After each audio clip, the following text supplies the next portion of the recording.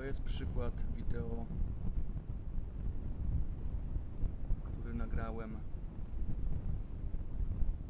Będzie mi potrzebny w ramach reklamacji, gwarancji telefonu Huawei P30 Pro. Telefon w tym momencie jest w pomieszczeniu, w którym występuje kompletna cisza. Oprócz tego, że jest mój komentarz, wystarczy lekko podgłośnić wideo, aby usłyszeć, jak mocno zaszumiony jest dźwięk. Występują jakieś trzaski. Serwis Huawei, autoryzowany serwis Huawei we Wrocławiu stwierdził, że urządzenie jest sprawne.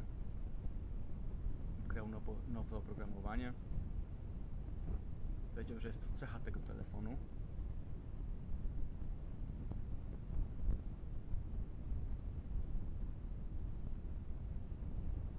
Więc słyszycie, jak to teraz wygląda.